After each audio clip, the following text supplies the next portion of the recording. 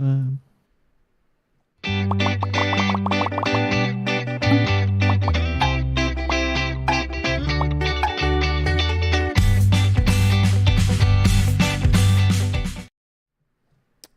Hello, everyone, to episode 111. That's right. Ones across the board. May the pod be with you on this May the 4th. Knock that off. We're not dorks. Yes, we are. I forgot about that until you literally said it right now. Yeah. So, I mean, it's going to be a I haven't mailbag thought about question. it for a year. We're going to have a mailbag question about Star Wars, so just so you know. Yeah. We'll say our favorite movie, then our favorite show. Okay. Maybe favorite character. Okay. Deal. All right. I'm good with Fox. I know he's going to choose one of the villains, one of the Sith. It's just what it has to be. You're going to have to stick around to find out. Chad, what's been going on with you this week? Oh my god. Been grinding out the games. Yeah. Just playing the games. Figured out you could do the Platinum Trials bounty in Supremacy. So it only takes like one Supremacy match per Platinum. Probably need to get So on that's that. been fun. Yeah, so that's been easy because that's just one match versus like a dungeon. No problem. Yeah. And you also one of the triumphs is to do 10 Guardian Games playlist things, whether it's a Nightfall or a Supremacy Guardian Games playlist. So that's a easy 10 plat for that. No problem. Trying to knock it all out at once. How many more days we got of you till Tears in the Kingdom come out? Next Friday. I think it's Tears of the Kingdom, Jared. Oh, It is Tears, yeah. Okay. But yeah, next Friday. So I'm thinking I'm gonna finish Guardian Games this weekend and just I'm already starting bounty stacking, doing some stuff, getting some weeklies done, getting some other stuff handled. Good news is that's gonna be the only thing we have to deal with. So since we're not pinnacle grinding, we could just play whatever we want and just grab bounties and do them. So starting out with a good stack of bounties is good, and then just doing bounties instead of grinding pinnacles, I guess. Is That's the only way Gandalf the to push bad your guy power. in all of the Zelda games? I believe Gandalf is the bad guy in all the Zelda games. Or what is this? Ganondorf? That's correct, yeah. I just think, as you know, it was Mario 2, like the old one on NES. You didn't fight Bowser. Yeah. Well, so there are some with different villains. Technically speaking, in the beginning of the Zelda franchise with Skyward Sword, you were fighting Demise, who then cursed all three of them, and then Ganon is the most recent iteration of Malice from that curse. So he's just the more popular version of Demise.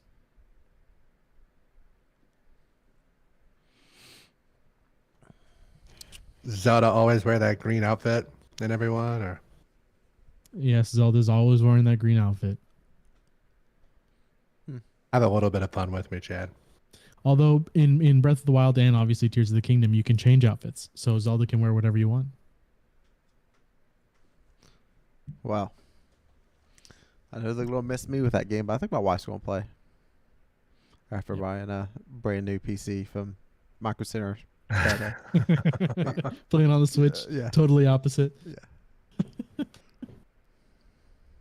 Oh man, I got my Zelda any other Switch big right Switch here. It's games? awesome. Any other big Switch games coming out this year? Any new Mario Karts, anything like that? No, but I think the last map pack for Mario Kart's coming out. I don't know if that's in the summer. But the last four cups is coming out. I know you're excited about that. I think I only played the original game and never really bought any of the map packs. They come for free with your Nintendo Plus subscription or whatever, or my wife's Nintendo Plus subscription. So, In my case, I was wondering, Chad, which level of subscription do you have with Nintendo? Whatever Ryan just said. The max one? Yeah, I need it because I use Pokemon Home also. And eventually Golden Sun is going to come out to the Game Boy Advance emulator that Nintendo has. And Golden Sun was like my favorite Game Boy Advance game. So awesome. It's so good. There's 2 levels to that, right? There's like a $20 a year version and like a $70 a year version. Is that about right? That seems a little steep. I don't think it's 70. It seems. No, okay. Let me see here. But the higher tier is how you get the emulator games, or some of them on the basic one. Let's see here. I know that. Online. I can't imagine Tiffany pays $70 so we got a year. Nintendo Online and an Online Plus expansion pack. So you got $20 and $50. Okay. So the expansion includes 64, Game Boy Advance, Mario Kart 8 Booster Pass, Animal Crossing, Splatoon, Sega Genesis, and stuff. Pretty decent 64 library on the emulator, by the way. Yeah, it's a good size. It's a good size. And then the Game Boy Advance, they just added it, but they're adding more stuff to it soon. The only bad part about the 64 emulator is the 64 had all those dumb buttons on it that don't match the buttons on your Switch. So you have to know how they're mapped. It's frustrating. Yep. Especially my son's like super into Pokemon. So he wants to play like Pokemon Stadium on there. Yeah. And he's like, Dad, what button do I hit? And I'm like, son, I have no idea. I have no idea. Oh man. So you can find them online now for like $200-$300, but Nintendo Switch made 64 controllers that plug in by USB to the Switch. Oh, really? I know they always do that with the GameCube controllers for those Smash dorks that refuse to switch over to the I have a full set of those of the GameCube ones. A full set, baby. They're so good. Yeah. There's no better way to play Smash. Is that for when all your friends come over and you guys all play Smash together? Hell yeah. So that ever happened? You can get 8 people on Smash now, right? It's 8, I think. I don't know. That's the one like Nintendo game we don't own that I think I would actually dabble with. But I showed my son on YouTube. He was sitting here watching my second monitor the other day while I was playing Destiny, and it like YouTube. He was just watching YouTube, and it rolled over, and it was just like a 12-minute montage of everybody's super abilities or whatever. He's like, Dad, I want you to buy me this game, and I was like, son, you just got that shitty Mario Party game that you wanted like 2 days ago. I'm not spending $120 on Switch games in one weekend. So wait till next weekend. Wait till we get paid again. Maybe you talk me into it. So it's how long till Pokemon like Silver, Gold, Yellow, Red, and Blue is on the emulator? Oh God, they're not going to do that. They'd rather remake it and sell it as an individual thing. That's $70, dog. That's fine. I'm ready. Like I feel like that's like maybe like 2 or 3 people is all it would take. So Gold, to put it. You can already play. Red like and the Gold first were remade 2 recently. Well, I don't want to say recently. I want to say in the early 2000s, Red and Gold were remade. You had Fire Red, Leaf Green, and then you had Heart Gold, Soul Silver for the Nintendo DS. Now Fire Red, they could probably just port it over. Wasn't Let's Go Pikachu? Wasn't that game like a remake? That was in Kanto, but it was like the Pokemon Go version of Pokemon Red and Blue, which is like it's really kid friendly, incredibly kid friendly, because it's just the Pokemon Go throw mechanic. It's like literally it's like catching a mon in Pokemon Go, and then there's battles here and there. So it's just Pokemon Go the game. Yeah. All right. I told everybody at the top of this we weren't dorks because we weren't going to talk about Star Wars, and we just spent 10 minutes on the boss on Super Mario Brothers 2. Asking a lot of questions. I was answering all these questions. What Bowser on Super Mario Brothers 2? What? All right. I'm gonna go grab a beverage. I'll be right back, and then we'll get started. Is everybody? Are you guys good? Yeah. I don't think so. So I'm sipping on a little bit of Buffalo Trace tonight. This is gonna be the desk bottle until it's finished. Maybe just a couple more nights. Taking it slow. Maybe one night of stress. Can easily knock that out. One night of stress. Yeah. Oh man. Depends how many of these Peacekeeper Titans I run into in Supremacy. Oh Jesus. I thankfully haven't run into too many. Man, there's a few of them. Just like don't. It's spam and crouch as they're shooting the SMG. It's not fun. Yeah. It's always exciting. I'm trying to. It's like, yeah, you're real good using a crutch like that in the game. Yeah. But it's okay. I'm trying to level up a round robin. Oh yeah, there's the bonus crafting XP for going on right now, huh? Yep. I don't want to forget that. Yeah. I have crafting thoughts, by the way, when we get to that part. Okay. 6 a season. Thoughts? Get out of here. It's and at the beginning of the year too, you get the seasonal, the raid, and the world ones that all pop up at the same time. They took away the pinnacle grind. That's the only thing left in the game. Yeah. You're not wrong. Like I said, I'm very excited about that. That means I can do other stuff. Like play the seasonal content, figure out the loop, do all that stuff, do other stuff with the homies. Can't wait to do that. Yep. Listen, I'm just gonna let this is a secret for all the pre-show people. I've got a heck of a half-baked take brewing. It's not gonna come this week because there's too much stuff to talk about. But the next Light TWAB week, bring in the heat.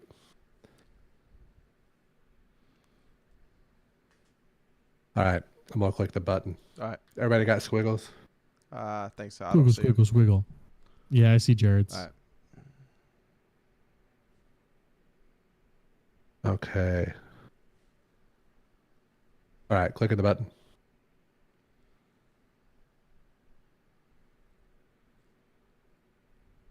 Eyes up, Guardian. We are live for episode 111 of the Gilded Conqueror's Corner podcast. Today is the 4th of May, and I, the Destiny bad boy, NotRyanFox, have returned with my fire team, who all of you CCBs know by now.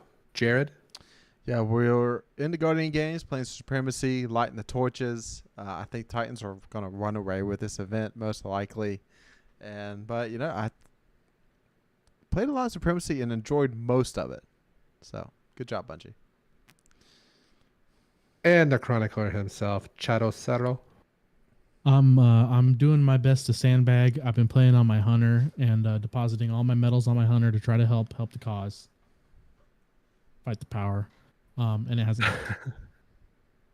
And remember, if you're watching this on YouTube, you can take us on the road via Spotify, iTunes, and other podcast services. Make sure you subscribe, unsubscribe, resubscribe, so we can trick that algorithm there. Turn on the bell, click the bell, turn on notifications, yada, yada, yada. Follow us on Twitter at DestinyCCPod. Send us Bungie friend request. We got the link in the description of the podcast there to join the Discord server. We're going to talk about the TWAB. We also had another update yesterday. We had a hot fix on Tuesday. But before we get into all that, we're going to listen to our intro music, who came from us from everybody's favorite Link, who you can find on Twitter at LinkOfTimeG.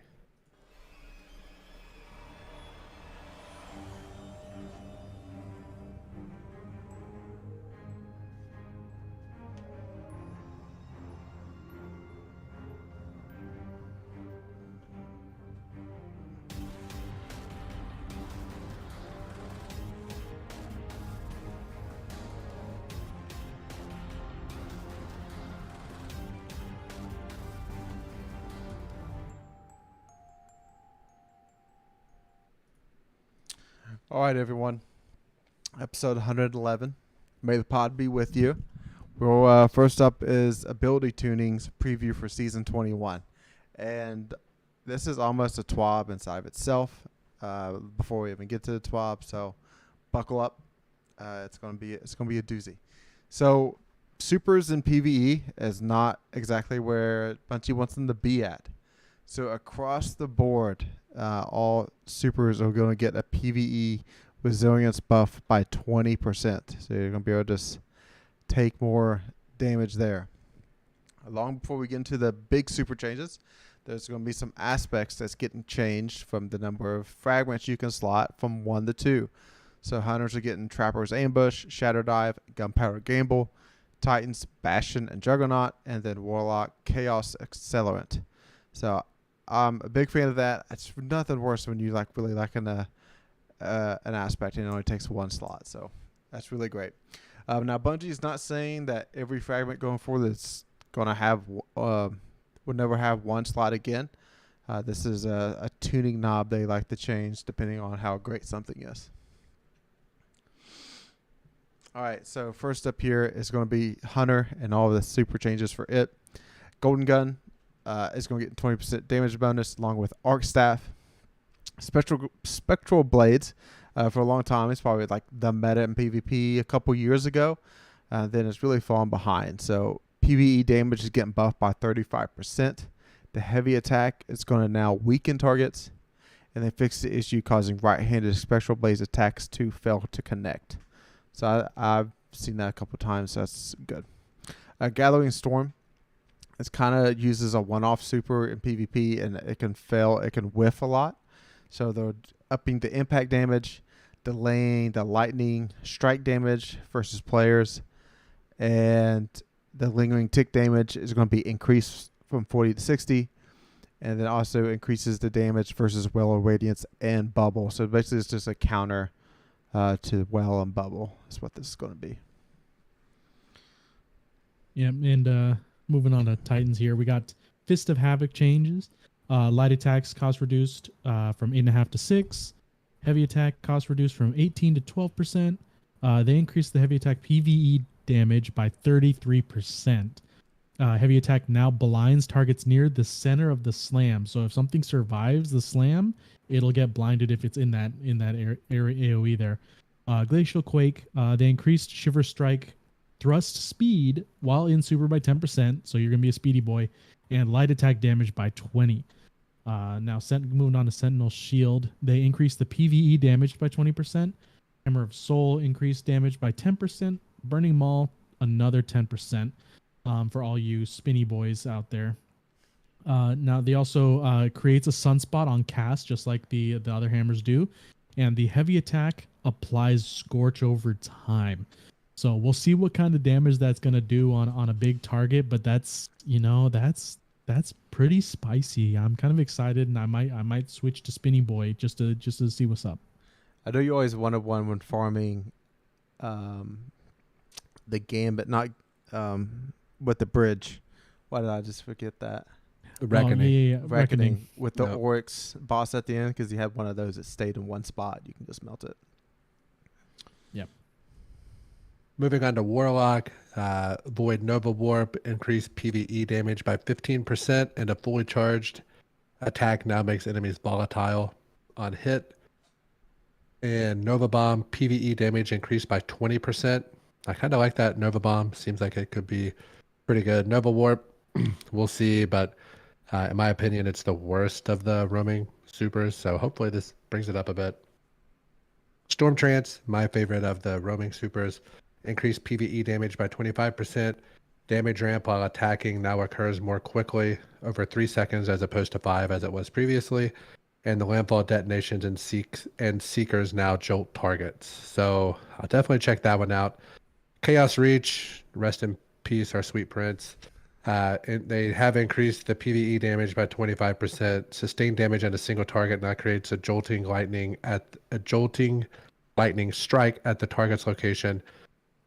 Increased damage resistance first players from 40 to 50%. Increased maximum strafe speed from 3.5 meters a second to 4.5 meters a second. Adjusted super camera to avoid the player's body blocking view of targets while strafing. Kind of curious if that lightning strike's going to be like the heavy machine gun, not Thunderlord. Thunderlord. I started to say Thunderstruck. I guess I've got AC/DC on the brain here. Winter's Wraith increased PvE damage by 10%. And Daybreak adjusted super camera to allow the player to look down further in the visual effects, blocking view of targets when moving quickly. So, out of all those, the Storm Trance and the Nova Bomb, probably the two that I'm most interested in. It goes on to talk about some strand tuning with the Warlock. The Arcane Needle decreased cooldown based upon how many melee charges the player has stored. Has 0 charges, cooldown reduced by 15%. At 2 charges, it's reduced by 30%. Increased projectile speed based upon the projectile's flight time. Initial velocity increased to 40 from 30, and final velocity increased to 70, up from 60. And they took the tracking strength down by 10% to compensate for that. So, honestly, I'm probably not even going to notice that there's a difference on that stuff. So that's just me, though. All right, for hunters, they kind of talked about this the other week, but it's basically they're improving the threaded spike. That's your melee ability. Increase the damage, increase the return rate on it, and it's going to pierce through phalanx shields.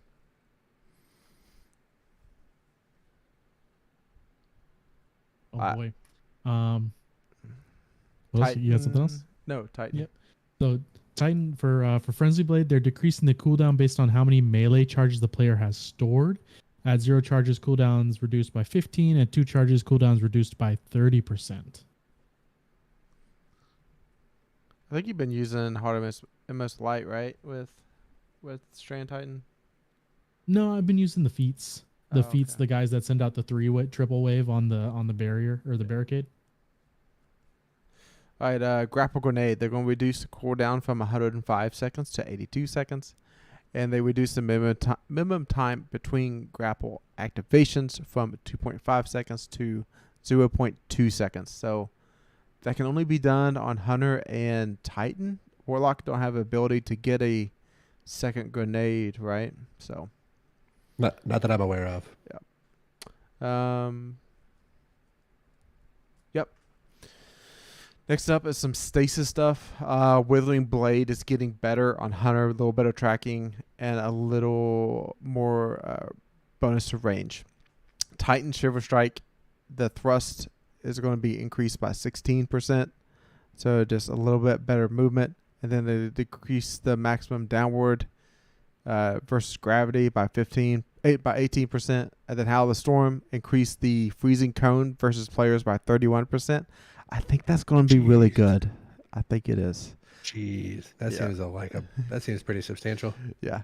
Warlock Frost Pulse now provides 2 meters of additional melee lunge range after activation for 1.2 seconds. I hate this.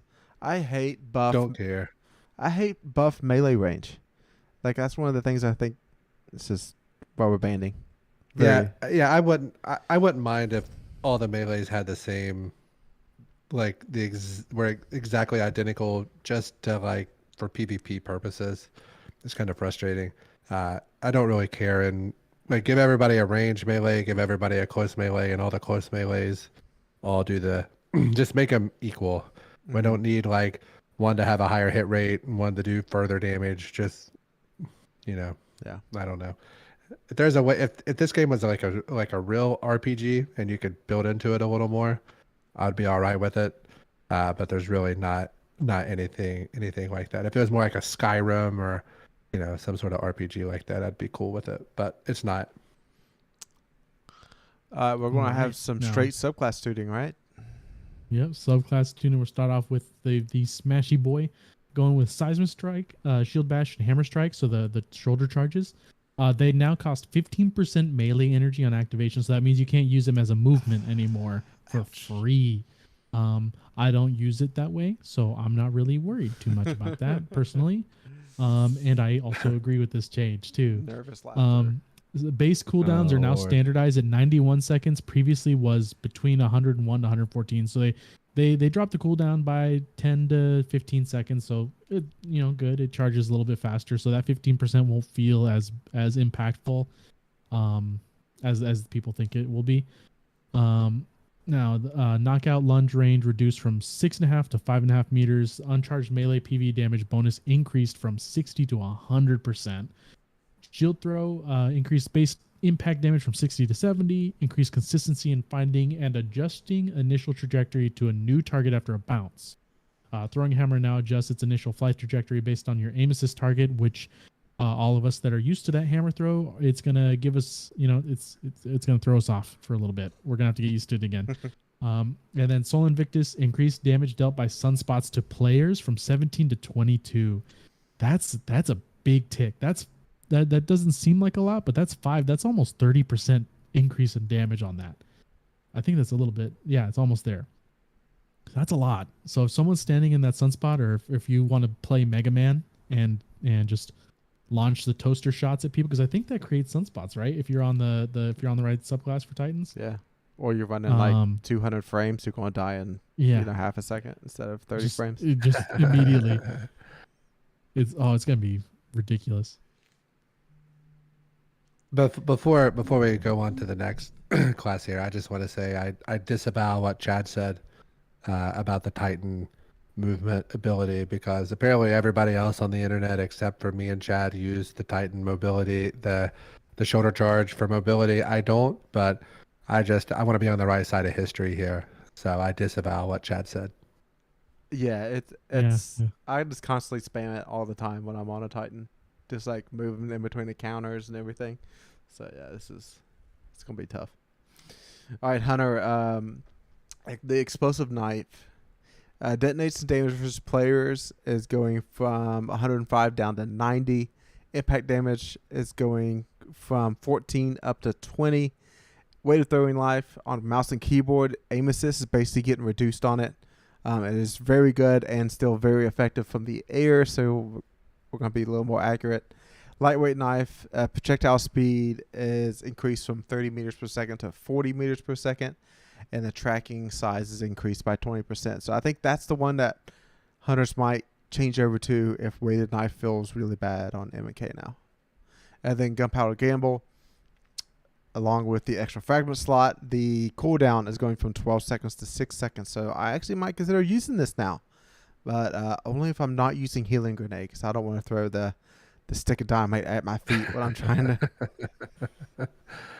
And with the Warlock, the Incinerator Snap fixed an issue preventing the secondary projectile arming shape from activating. Total damage versus players reduced from 150 to 135 to compensate for the dramatically increased consistency. That should be interesting. Ball Lightning increased PvE damage by 30% and reduced ping scalar on both primary and secondary detonations, so combatants are less likely to be knocked out of the secondary strike area while the player is amplified. I'm going to be honest, I really don't even know what that means whenever I read that right now, so I'm just going to keep it moving here. From there, Chaos Accelerant, Scatter Grenade, increased tracking consistency of the Scatter Grenade, submutations, increased submutation arming duration, fixed a bug where some of the submutations were impacting the ground on creation in some situations, resulting in an early detonation. I apparently need glasses. Magnetic Grenade, handheld supernova, increased charged hold time from 3.2 to 4.5. I like how they just kind of slide that in there. Yeah. But that's all right. It is a little frustrating, somebody just using that on you, so I get that one. Lightning Surge, fixed an issue allowing Lightning Surge to deal more instances of secondary strike damage than intended.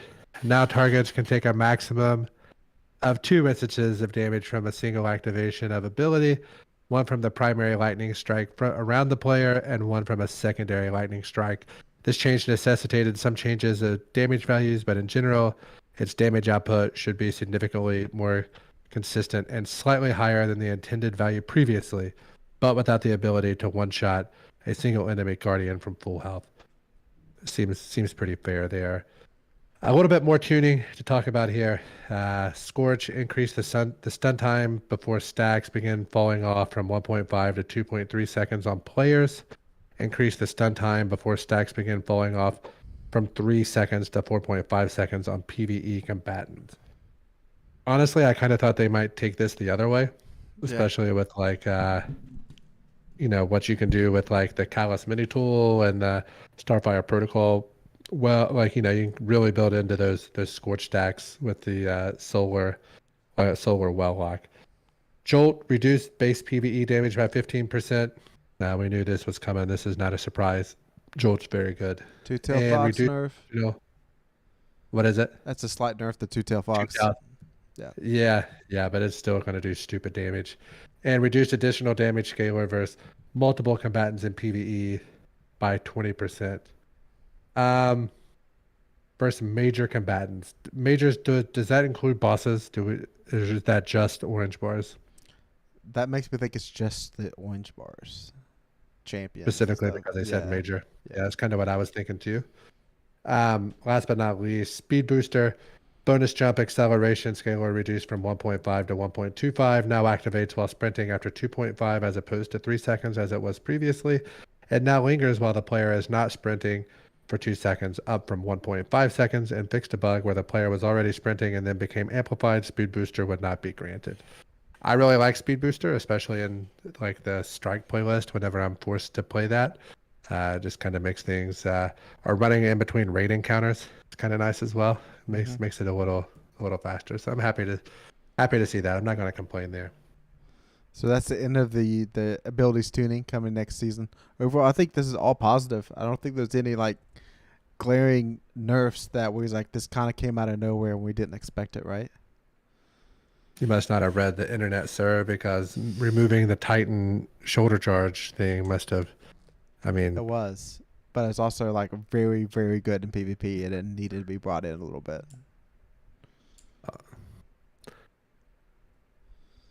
I mean, I don't think it was unwarranted. I mean, the movement is unmatched. I'm just gonna say I disavow what you guys are saying on that. Rum will be on the right side of history. You guys forget we had a go fast update because this game was so slow. So I don't ever want to get back to those times. Okay. Because they're coming for Icarus Dash next, I'm sure. What? They hit it previously already. Yeah, it's on a 4-second cooldown. It's on a cool. So this one's on a cooldown, which you're not cool with, but you're okay with now. But using 15% of a charge on soldier charge is too much. Too much, man. Too much. Okay. That is it for the abilities tuning. Now it's time to get into the TWAB. And, when you open up that TWAB, if you weren't prepared for it, you're going to see Season of the Deep right there in your face with the eye staring at you. Like the eye of Sauron. You're just like always seeing eye. And, man, you're sounding like such a dork tonight, man. I mean, we do a podcast about video games, so we do a podcast about one video game. I think that makes it worse. Yeah. I'm sure Chad can come up with so much more speculation, and if you've seen any leaks, what's basically what's going on there. But that seasonal armor looks pretty great. The Hunter cloak seems like this massive, like almost like jellyfish aurora behind it floating as the cloak. You kind of get what I'm saying? It looks pretty cool. And like it seems like all the characters have it. That kind of feel to it. One that had like a big heart behind it, right? Did I see that? Heart? I don't have a. I'm not seeing the heart, but so go look at that picture in the TWAB if you want to get a sneak peek at the armor and maybe something else that's going to be going on in this season. We are going to be getting new aspects for our strand subclasses. So for Hunter, you can activate your class ability to leave behind a decoy of woven from strand matter that draws the attention of nearby combatants. After taking significant damage or when the combatants approach, the decoy will detonate, dealing damage and releasing threadlings that seek out and attack nearby foes. I love this. This is like almost what I wish in PvP you could do this and like send it walking forward, and it looks like you, but it seems like they're not doing that. But this seems pretty fun. I think this is going to be really cool to take some aggro off of you and we start shooting at it. What was that? The decoy? Is that what that was called in like Halo 3 or Halo Reach? Halo Reach. Yeah, I think it was decoy. Yeah. Now moving to the Titan aspect, Flechette Storm. While sliding, activate your charged melee to leap into the air, knocking nearby targets away and dealing damage. While airborne, activate it again to launch a cluster of damaging, unraveling projectiles. Repeatedly activating melee will chain additional throws. So you'll be able to do a slide leap, kind of like what the I think Stasis and Solar has a version of this already. So you're going to be able to go up in the air, and since if you have 3 charges on your melee, you'll be able to whip them all out or just use one and then move on. But you'll be able to go whap, whap, whap, and then we'll see how it goes. But it definitely sounds like something I'll try out for sure. Do you think this is going to be a one-shot ability in PvP?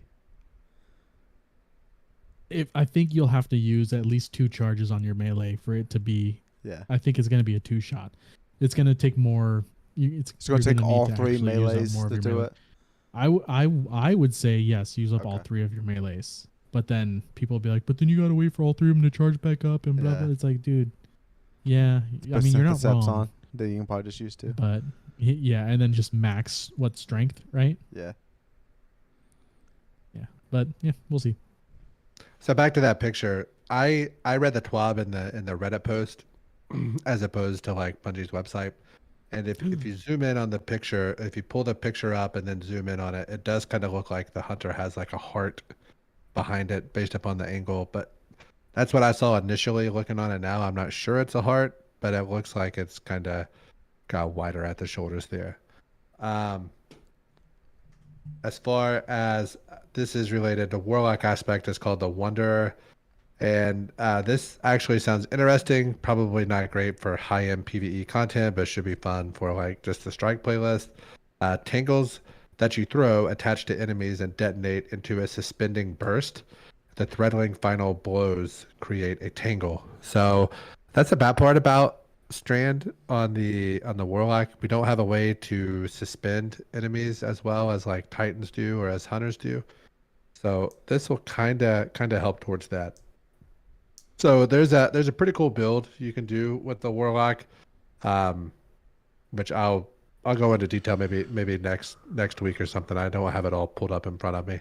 That you can do some pretty fun stuff with like Osteostriga and some of the fragments and aspects, and it kind of puts the game on dummy mode. It's just very boring, and but I think this would make that really, really, really good. So we'll get into that next week maybe. All right, we got some economy changes. So no power increase next season. It's going to say exactly where it is now.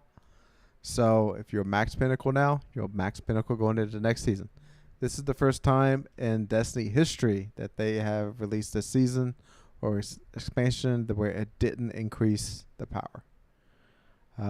It's going to be interesting moving forward. It's going to take a lot of grind off the game, potentially a lot less time of people playing the game. So I'm interested to see how this goes moving forward. All right, we're going to have some. Yeah, I understand. Like, we're probably going to play the game anyways, but, Grandmaster's that's a mailbag question to you. Okay. Mailbag question, so save a little bit. Keep a little meat on that bone, sir. All right. We're still going to be playing no matter what. So, exotic focusing, that's going to be new next season. So, the first one up is Tier 1. And you can focus the engram to receive a random roll of exotic from the associated expansions. So basically all the latest expansions except for Lightfall is in there currently. In the future, Lightfall will be included. This will require 1 exotic engram, 30,000 glimmer, and 1 ascendant shard. Exotic focusing Tier 2 is you can focus a specific armor piece at a high cost. This will cost 1 exotic engram, 60,000 glimmer, 3 ascendant shards, and 1 exotic cipher. The ways to get focusable exotic engrams is to random world drops, season pass. They'll have some free tracks, 6 on the paid, 2 on the free, and then vendor reputation tracks, 1 each reset after the first. How do you feel about this exotic focusing that they've introduced? I think it's a little steep to focus a specific piece. 3 ash shards seems like a lot to focus. I mean, I do have 40 ready to roll, right? I mean, so for now. Yeah, I know, but those are going to go by fast because once you get the piece, then you're going to have to masterwork it. So you got 3 to focus it, 3 to masterwork it. So that's that's going to hurt. If it came masterworked after the 3, I'd be like, that's all right. But the fact it doesn't, I'm not crazy about that. Yeah, it seems steep. I don't know what I would do to make it any better, but it seems like a lot. Because it takes 6 whole shards just to masterwork the thing. Like, oof, that's 60% of what your character can have. Yeah. The only way I see myself doing this is if exotic that I have that's like meta, and I just have a shit roll on it. So like maybe as a 59 or 60 or 61, then I would do it and try to get 1 better. Mine's the Thunder Crash Titan chess piece. I don't have a good roll of it. That would be one I consider, Curious, but do I really want to Curious of the Falling Star? Do I really want to spend 6 ash shards to do that? And I don't think so. I don't think so at all. So, but when you think about it, Fox, like how many times we play Grandmasters, you're like, well, gotta hurry up and send a shard or 2, so that way we just don't lose them to the ethos. So yeah. Yep. And I mean, I've lost at this point. I probably lost 70 from Postmaster. Postmaster hiccups. So I wish I would have had something ready to roll those on, but live and learn 7 times. So yeah. And not to mention like Master Raids, Master Dungeons, and Master Nightfalls all can drop there, not only Grandmasters. So we always have the ability, basically maybe a couple weeks of the year, to go into those playlists or activities and get us into shards. Yeah, that's true. Because if you're not doing the challenges, the master raids aren't that bad right now, in my opinion. As somebody that's for the last 4 years, I've played this game at a level to where I'm doing that in-game content, day 1 raids, contest mode, blah blah blah. Like a master level raid, once you're able to do it, isn't too bad because you typically at pinnacle cap, and at least you're at the highest level you can be. So we're used to taking that amount of damage, doing that, and luckily I've got quite a bit better at DPS, in my opinion, as a squad. So that was a thing that we were lacking on before, but we're getting a little better. We're not god tier, but we can usually carry 3 others. Okay. I think we're honed into the rocket meta right now. What is in sync with it? Yeah. Maybe the rocket meta is our meta. That might be what it is. All right. So deep sipe activation and crafting economy changes next season. So season 21, they're going to introduce a new currency, and that you can activate D-Sight weapons on any of the weapons that are capable to be crafted. And to perform that, you will need the new Deep Sight Harbinizer currency. And this is for non-raid weapons, will cost 1. And then raid weapons will cost 1 and 15 spoils. The currency will be on the Season Pass rewards, 3 in the free track, and then 3 on the paid track. So if you have a paid Season Pass, you're getting 6.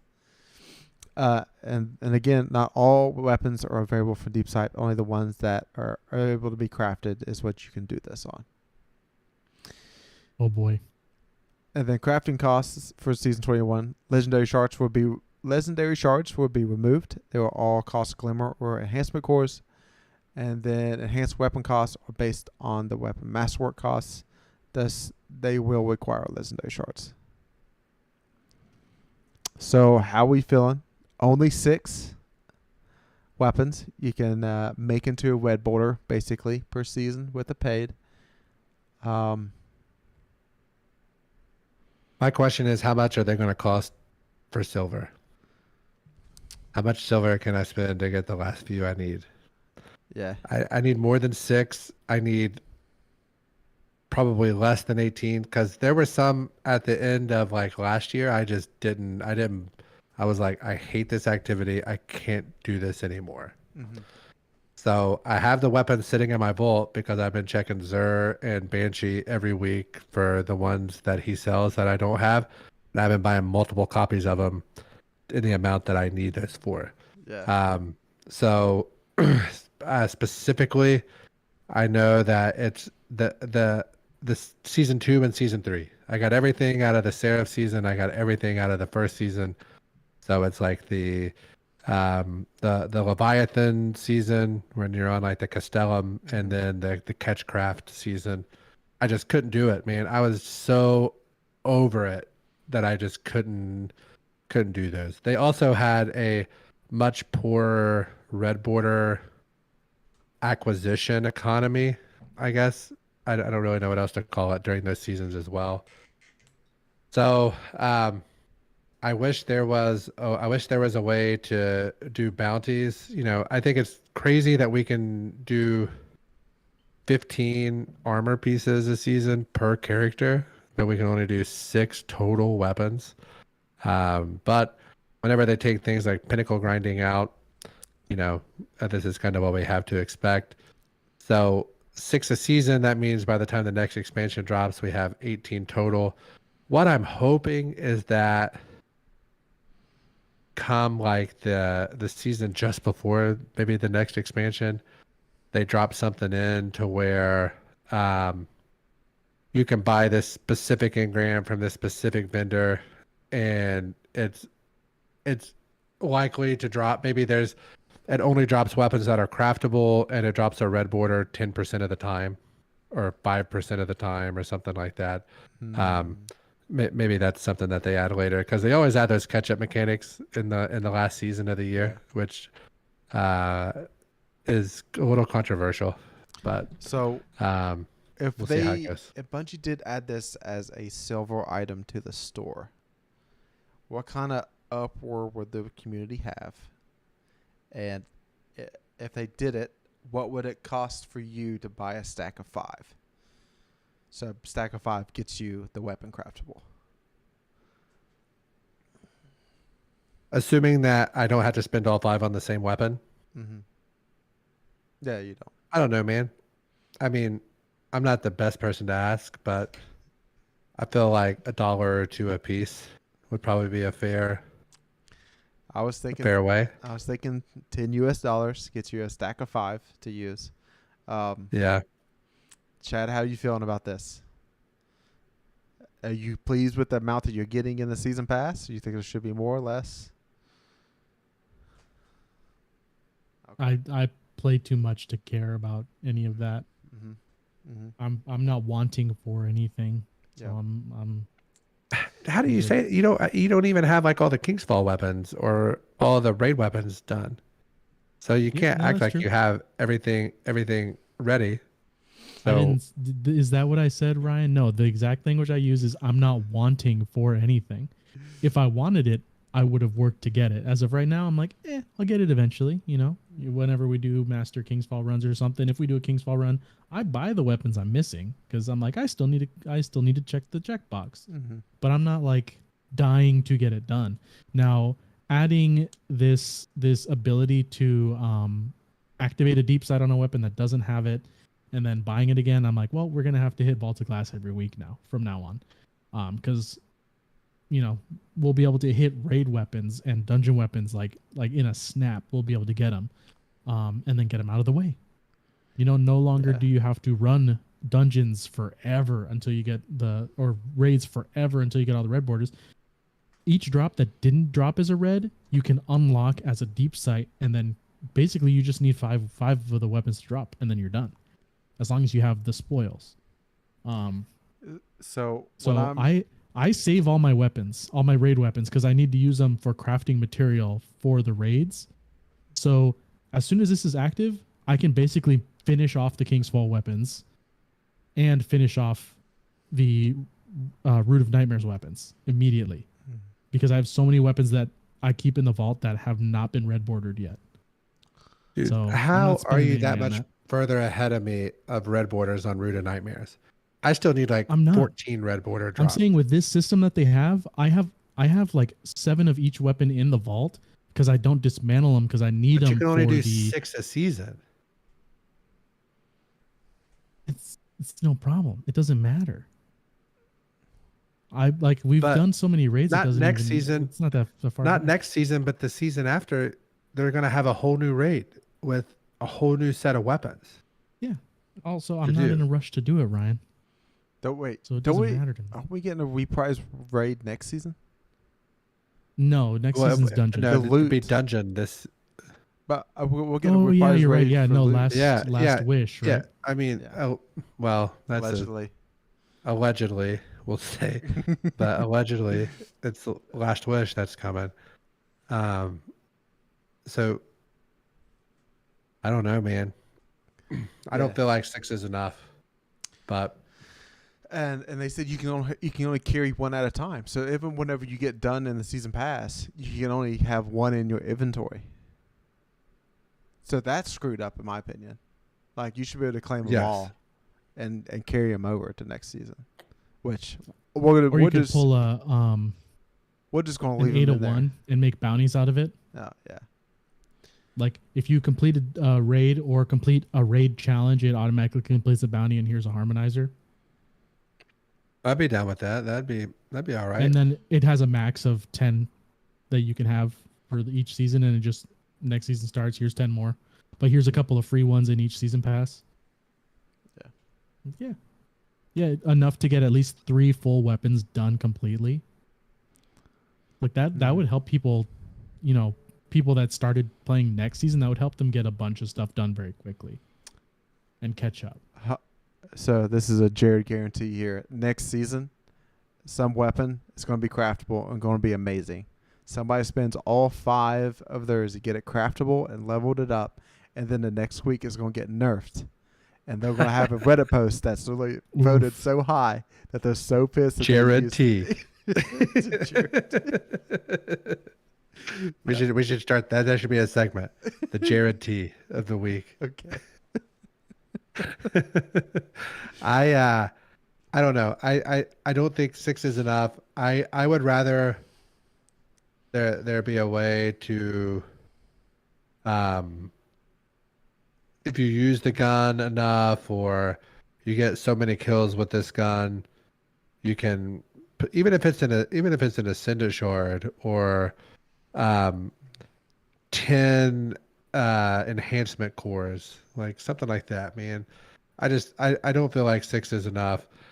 I mean, I know this is all down to like the pinnacle grind, and there not being a pinnacle grind and having to have things to do, but I'm sure it's FOMO. I think that's what the kids call it these days. But I'm really feeling, I don't have too many blinks left in that in there that I don't have, and I'm really wishing I would have just toughed out the 8 or 10 hours that I would have taken to do the rest of this stuff. But man, I tell you what though, in those seasons I had terrible drops, like on the Sever missions and all that, man. I did not have good drops on those. Yeah. So yeah, it was a tough time, and then it took you until like maybe week 6 or 7 in the season for you to start focusing a red border each week. So yeah, it was definitely tough. All right, moved on to one of the last major topics of the TWAB, probably the ones that we actually care about a little bit, is the quality of life updates to raid exotic drops. So based on like Root of Nightmares, the more triumphs you did, the higher your drop rate was for the exotic to drop out of the raid. So they went back and they're doing the same triumphs for the other raid exotics. So Last Witch, 1,000 Voices. So this is if you do a Petros run, your rate goes up by +3. Then some other ones as you go down can go. It would give you a +3, a +1, or a +2. So Eyes of Tomorrow, Collective Obligation, Vex Mythoclast, Touch of Malice, are all getting this treatment. And I know Fox feels great after just getting Touch of Malice of maybe 2 weeks ago. Yeah, all it took was like 40 clears, 43 clears, and I got it. It's all right though. Like I don't know. We have a mailbag question about that as well, so I'll save my thoughts for that. All right. One thing I want to think. I did see. Am I crazy? I don't know if we missed this already. We're at like Finest Matter Weaves and like the Glimmer Rain, whatever those things are called. Getting Rainmaker. Thank you, Chad. Those will just be turned into enhancement cores and like 5,000 Glimmer ish or 3,000 Glimmer. Yes. Did I just like zone out during that part? No, that is correct. We haven't read that yet. That's gonna be awesome because I have like I have like 400 Finest Matter Weaves in the old inventory, so that really lessens the worry about the enhancement core situation. Because I've been down in I'm down to like 300. I've been a little nervous about that. Yeah, I dropped below 700, so I was like, all right, every time I'm getting a blue or an armor piece that's like rank 5, I'm ranking it up to 8-7 and just mismailing it and stuff. So yeah, I spent like 500 or so going after. Remember when the Regnant glitch was there right before the raid came out, to where you could just roll those for god rolls out of your collections? I did that. Poor decision, really poor decision, but that's where we stand currently. All right, next up, Vanguard bounty updates. They're basically going to make them a little bit longer to complete, but they can be completed anywhere, not just the Strike or Nightfall playlist. So the defeating combatants with grenades, you can go anywhere and do that. PvP, Lost Sectors, Vanguard Strikes. Good Boy Protocol, he's coming back to the tower in Season 21. So you'll be able to pet him, and then that tracker that you can put on your title, that's going to go on where you can use any title to tack it on there. Inflation has finally hit Destiny. The season pass price is going from 1,000 glimmer to 1,200 silver. Sorry, silver, not glimmer. Season pass plus the 10 ranks bundle is going from 2,000 silver to 2,200 silver. So our Silver Fox here, how are you taking this? I already paid $100 for the game like last summer when it was announced, so I'm not terribly concerned. Doesn't affect me. If you can't pay $12, you shouldn't be paying $10. So that's kind of my thoughts on it. So my only issue with this is like usually you could buy a bundle in the store for exactly 1,000 silver. Are they going to have a bundle for exactly 1,200 silver so you don't have to buy 1,500 and stuff like that? No. Oh, okay. No, you know they're not. Yeah. So I think you can buy 500, 1,000, 1,500, 2,000, and maybe 50. Yeah, something like that. 50,000 or something. Yeah, you know they're not, because they always want you to have a little bit of silver left over, so you just have to buy a little bit of silver to buy what you want. Yeah. So what wasn't there one that was set up for like you paid like $15 and you got enough silver to buy the season pass, and you also got the season specific emote. Yep. Hopefully they raise that to 1,700 silver or whatever, or $17, or you know what I'm trying to say. Yeah. Hopefully they make that right, and I would be okay with it. Trials. It's getting a new Ghost Shell, new ship, new Sparrow, and a new shader. Messenger's coming back. There's a new glaive, the art glaive that's coming for next season. and the previous shaders will also be available somehow if you win games. I don't know what that's like. So Trials Labs, they talk a bunch about it and the matchmaking. So apparently right now skill-based matchmaking is basically in Trials. Basically, the more you win, the more you play in the weekend, the more tougher games you're going to have, which probably how it should be. But that's going to continue on for a little while in this season. And the next season, they'll make it to where it is just the 2 pools. If you really care about that, you're probably not listening to us about PvP advice. So,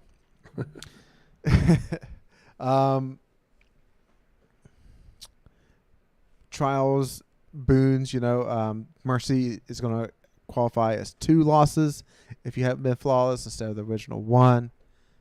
Pastures of Health, where you're going to get extra XP. And then there's going to be a new mode next season called Dominion. It's going to be elimination tied with some objective-based stuff. So the games are a little bit faster than elimination. So overall, for us, that's probably good because we'll get in there, try to get games done, and get XP. So faster the games are done, better off for us. Gilding Flawless is going to be a lot more time-consuming than it was previously. Just like one example was like to get 1,800 kills in Trials, and now it's going to be get 500 kills in Trials. So there's a lot more of the stuff that's just upscaled and a little more difficult to do. And there's going to be a new emblem to go earn. This weekend, the winner of the vote is Rusted Lands, with Disjunction coming in second with 30%, and then for Convergence with 29%. I was really hoping for all the PvP haters to bond together and vote Disjunction, but it didn't happen, so good luck. And that's it for the TWAB. There's some screenshots of the Guardian Games armor and stuff if you want to make wallpapers. But overall, that is it from Hippie.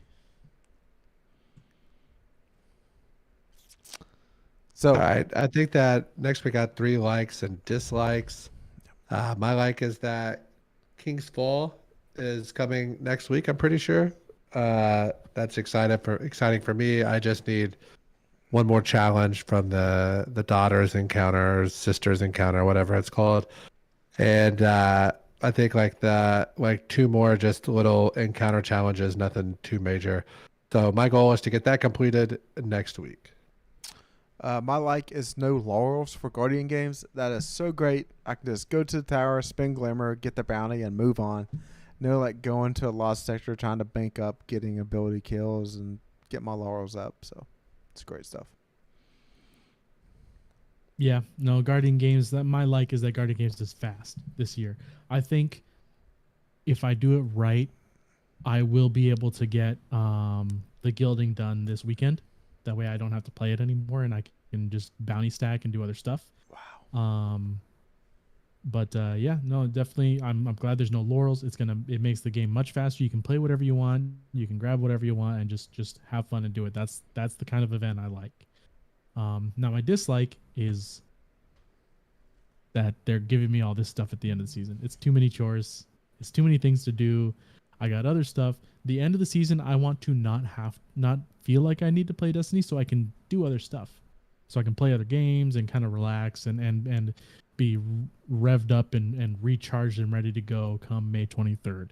I don't want to come into the new season and be like, man, I've been playing Destiny for the last however many weeks and I'm burnt. Like, even though I got the hype train going, I want to have a break. So, I try to give myself a break the last week at least, but all these chores coming in at the end of the season, man, it hurts. It hurts because I need to do it. Mm-hmm. All right, my dislike is going to be Peacekeeper Titans that spam crouch while they shoot. They are probably the worst person to ever play Destiny. Like, those players, especially if you have it macroed, there's a special place in matchmaking hell that you belong in, and that is only against yourself and against cheaters. So, the Guardian Games and Supremacy has been really fun, except for that, and major dislike for me this week. My dislike is Guardian games not capturing me whatsoever to do. I have zero interest. I would like to. It's a good thing they have a Strand Scout rifle in there. That's the only thing that remotely makes me care.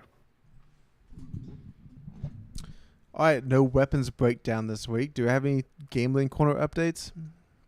I don't think so. I think we're all going to be a little sporadic here, kind of towards the end of the season. All right, so that brings us to lore. What do you got for this week, Chad? Oh, baby, we're going into the last half of the beaten path. Going back into talking about good old Amanda Holiday here. Let's see. So we start off with chapter 3, the ravine.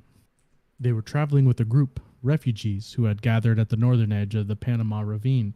Crossing was safer in larger numbers. They shared stories, traded supplies. They had all heard of the last city. Some were looking for it, some not. The crossing was treacherous, but they braved the narrow switchbacks and steep cliffs and came to the southern edge of it to make camp. Amanda helped an old woman fix her dilapidated cart, which had broken down halfway up the ravine and had to be carried by helpful strangers. Amanda's dexterous, skillful hands were smeared with black grease, and she wiped them on her shirt in a long, staining trail that her mother knew would never come out. Nora sighed and turned back to cleaning her gun. "How long?" one of the refugees asked her. Nora knew what he was asking. 26 years, she said, not looking up from her work. He whistled, surprised. The sound grated on her ear. "Lugging a kid for half of that too? You're crazy." "You think there's nothing better out there? That this is it?" Nora asked. He sneered. "You'll waste your whole life," the stranger replied indignantly. "I'm not going to do that. I'm not going to chase after something that doesn't exist." "You won't be safe anywhere but there," Nora said. She turned to look at him, a scrawny man with lank hair and scars along his cheek. She wouldn't entertain his skepticism. He laughed at her, but it was nervous, trilling sound. "Safe doesn't exist either," he said. "I learned that from the fallen." "Ma," Amanda yelled, shaking her mother awake. Her father was already loading his shock pistol. There was loud shouting outside their tent. Nora bolted upright, pulling Amanda behind her, looking to her husband. The next thing she reached for was the chaperone. Loading it instinctively as she went outside with Bram, Amanda peered through the open flap in the tent. Fallen. House Winter. The arc energy from their spears lit up the night. "Run," Nora whispered to her daughter. There was a tremor in her voice. "Hide." 2 words Amanda knew instinctively to obey. She scrambled out of the tent and left her parents behind. Amanda knew they would protect the others. She ran. She found her hiding spot. She heard the fight. She heard the familiar shots of the chaperone loud and clear and the shriek of a fallen captain. But then her mother's gunshots faded into the rest of the fight until Amanda couldn't hear them at all. Slowly the noise subsided. Amanda emerged from her hiding place and called out to her parents. By now she knew what fresh death smelled like. She knew to keep her head and heart steady as she saw the people they'd crossed with lying on the ground.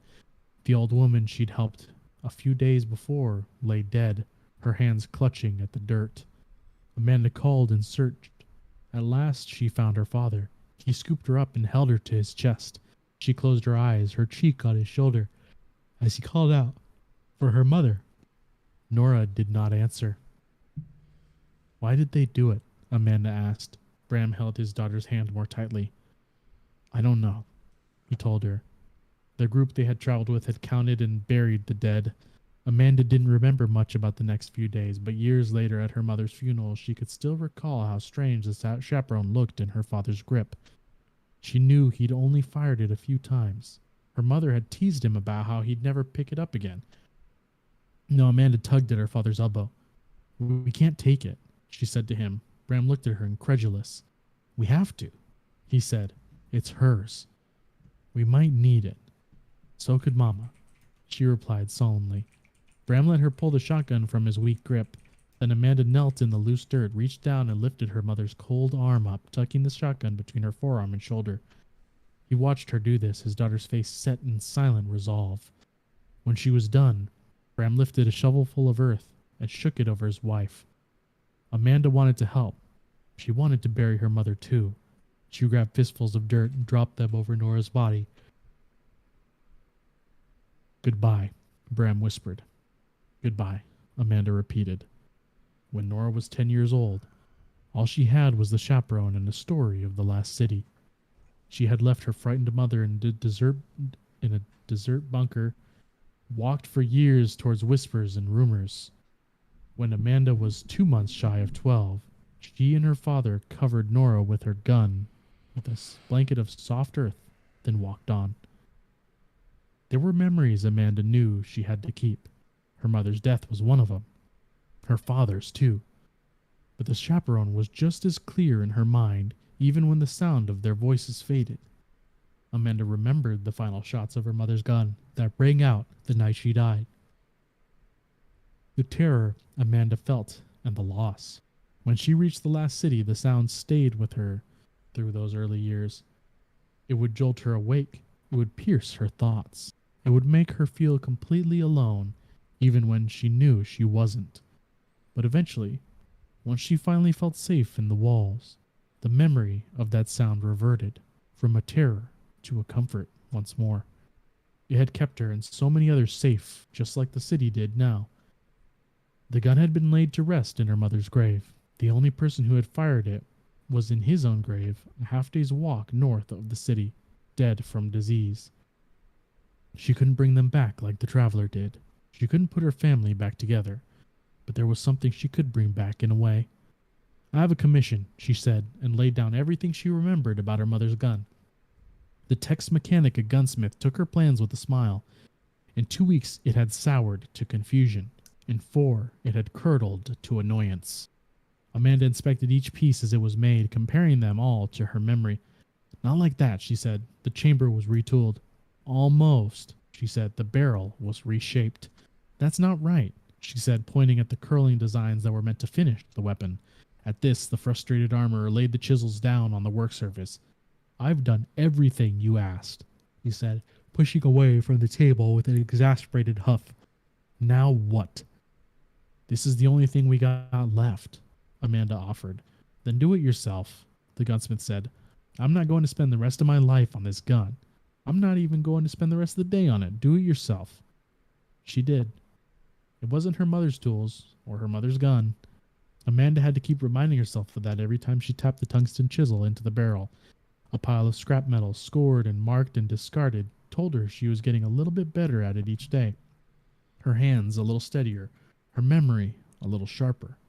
Slowly, she traced the night of the cowshed with her chisel and brought back the beauty of the gun before her eyes.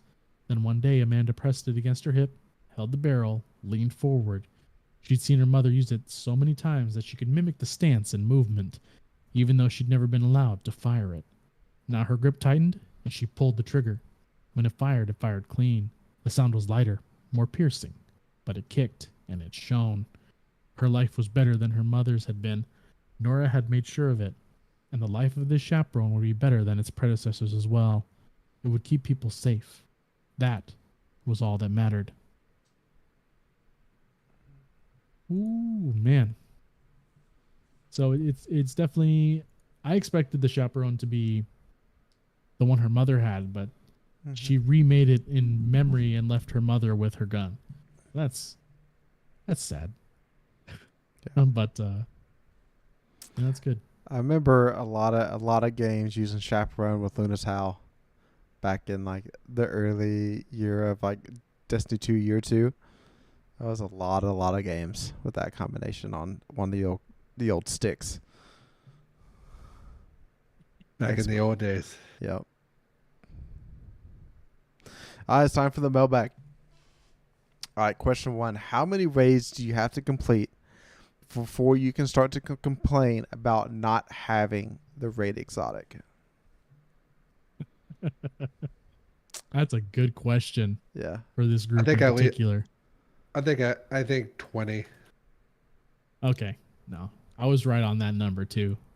Okay. 2 doubles. Once you hit that double digits to twice, 20, I think it's like, oof. Yeah. I think it's the number of raid teammates you have that have the exotic before you do. Okay. So like if the other, like, I imagine most group probably have like a group of maybe 8 maybe 10 players that they probably routinely play with. If like everybody else has it and it's like clear of 7 or 8 and you don't, then you kind of have a right to complain if you've been up to date on the triumphs and doing everything like you should.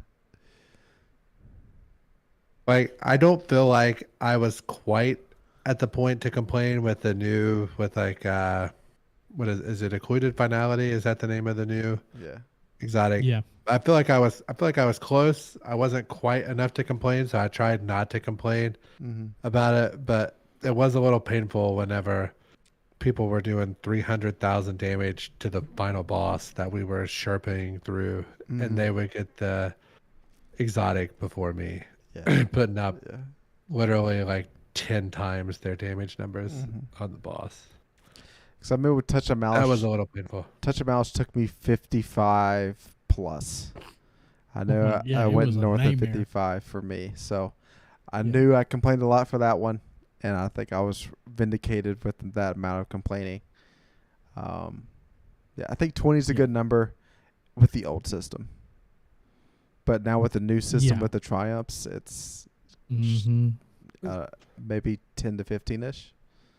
Well, here's the thing. By 20, you'll have most of the triumphs that give you a boost done. So you should get it before then. Triumphs, the boost is really is good. So I'm glad that that's retroactive. For all my homies that don't have Touch of Malice and want to run that, we can run it, because doing just being able to complete a challenge and getting that extra little bit of, hey, we're going to help you out is great. And like I said, all of last year is they're testing this on the dungeons to see if it'll work on the raid, and they put it in the raid. And I think this is easily the fastest all of us in the entire squad have gotten this raid exotic. All of it, everybody in our 6-man squad. This is the fastest I've ever seen all of us get it. Total clears. I've never seen it below 30 for the last guy to get it. There's always one guy that's like, oh, I finally got Touch of Malice on my 67th clear, or I finally got Eyes of Tomorrow on my 83rd clear. It's like, bro, what the heck, man? I think it takes away some of the fun of the person that never gets it. But yeah. All right, question 2. Question 2 was $12 versus $10 for season pass. We've already kind of discussed that. The main thing I want to say is if Bungie starts charging like $108 for the most expensive version of this game, I might get a little upset just for the penny pinching at that point. But unless they do that, like I said, if you can spend $10 on the season, it shouldn't hurt you to spend 12. If it hurts you to spend 12, you shouldn't be spending 10. That's kind of my thoughts on it. Yeah, I think they just need to they just need to put the season pass in the store for straight up buy. You don't need to buy silver to buy it. You should just be able to straight up purchase it. All right, question 3. Agree with Jared. Which exotic armor will you be focusing? None.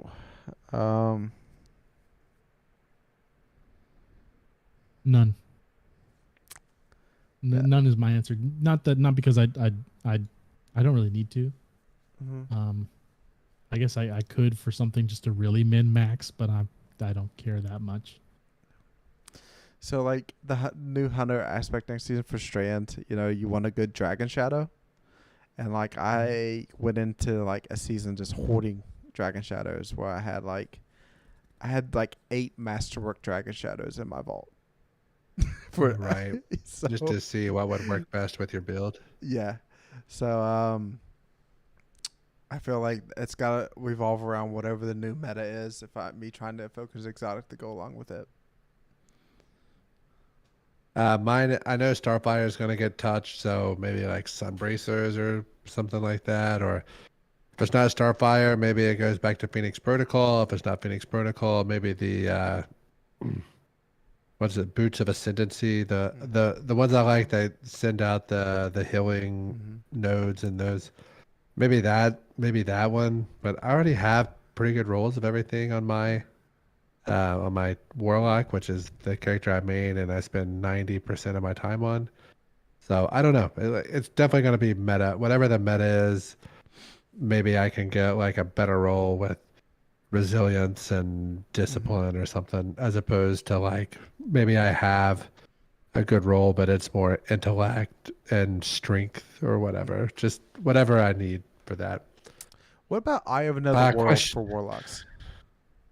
It's fine. Yeah. Okay. I mean, I have a pretty decent one because it gives what, like 2 tiers. plus 15 or plus plus 20 to like the 2 tiers. So I had some pretty good rolls for it, but you know, a lot of it is like dim and like D2 item picker that have like the builds that can help you get to like certain tiers and certain categories. Like a lot of it's going to depend upon that. So, but I think it's a little steep, so I'm not ready to just jump in there right away and just start focusing stuff. All right, question 4. What is the most iconic Destiny weapon? I think for me, Motorhead kind of gets it on point here with the Ace of Spades. I mean, sound. I think, you know, being in Destiny 1 and Destiny 2. Yeah. I feel like they try to do it with Yallarhorn. And it is because it's definitely been memeified to death by the Destiny community. I think Ryan agrees with me on that answer. But there's also like Vex Mythoclast is amongst the Destiny community is such like it is the raid weapon. It is the thing. It is a beast of a gun, and it's fun, and it's weird. It's weird. So it's you know, those are my two things. Besides the obvious ones like the hand cannons, all the hand cannons, because they're just, you know, it's Bungie. Bungie hand cannons are great. So yeah.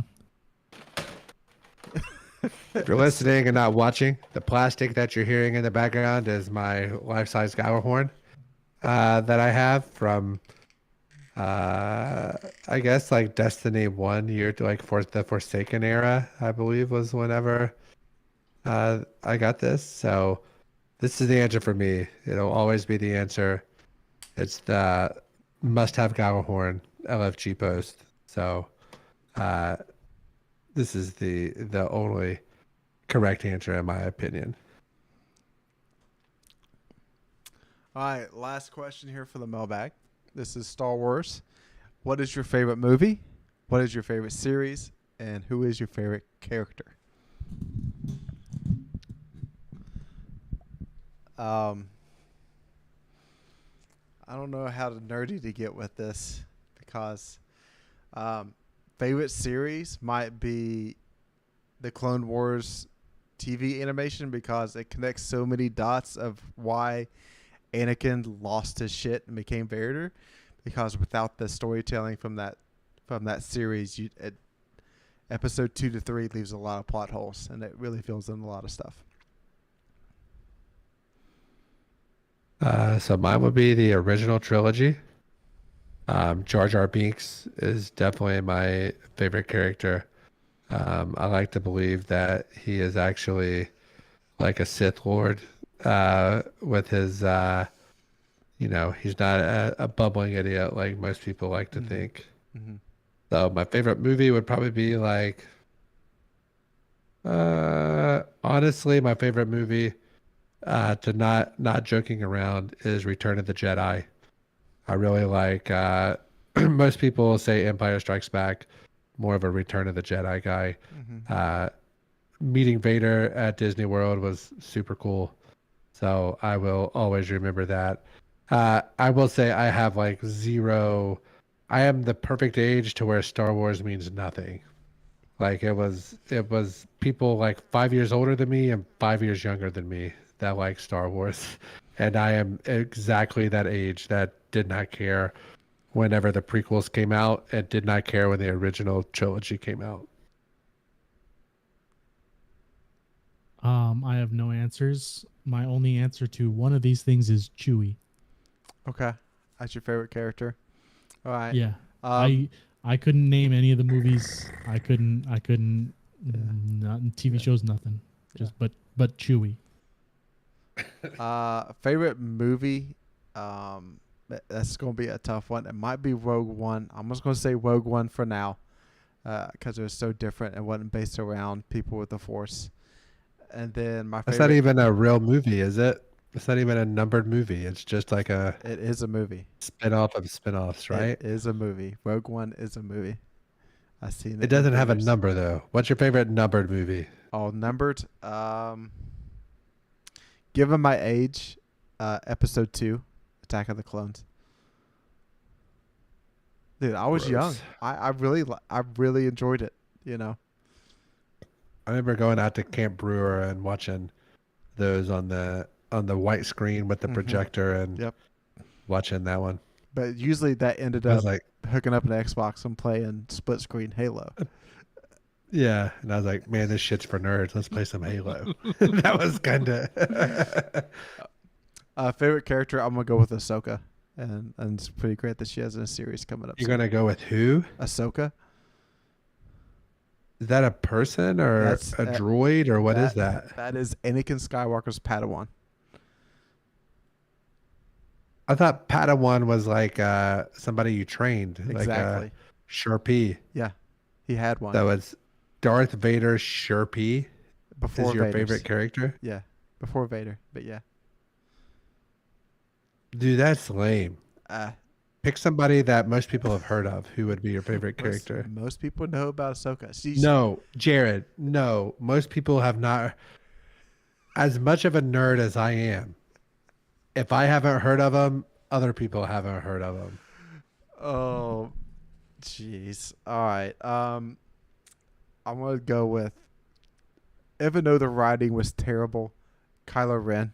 I like Adam Driver as a character. Okay, so who was your which lightsaber was your favorite? There's only one right answer to this one. You want me to say Mace Windu? You really do? No, I don't. But no, I don't. I think that's the purple one, right? Yeah, I think it's Count Dooku. No, that's not it. It's definitely Darth Maul's dual red lightsaber. Yeah, that was a very good one, but Dooku's was different. Dooku's had like a curve thing where he like had a better fighting style and all this stuff, but yeah. Such a dork.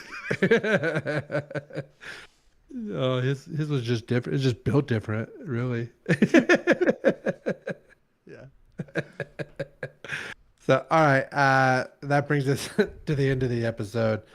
I'm the Destiny Bad Boy, NotRyanFox. Make sure you follow us on Twitter at DestinyCCPod. If you want to get in on some master challenges next week for the King's Fall, hit us up. I know Chado needs all of them. So I'm going to help him run through those. Jared's going to help. He's not super excited about it, but he'll get over it. And after that, we're going to do Vow of the Disciple whenever it comes up and help Chado out for that as well. So follow us on Twitter at DestinyCCPod. I'm the Destiny Bad Boy, NotRyanFox. Let these other two guys sign off. Hey, come play with us. Come tell Fox how dumb he is about not liking Star Wars and how Ahsoka, everybody knows about Ahsoka. So please come tell him about that. I don't know much about Star Wars, but I do know about Ahsoka. If only because I had Star Wars friends during that era and they told me all about it, and I'm like, I don't care, but thank you. But yeah, definitely hit us up. We need help. I need help on master challenges because I want to get them done. That way I can get them out of the way and let Jared stop taunting me with stuff that he did without me. As always, go Cats. Love you guys.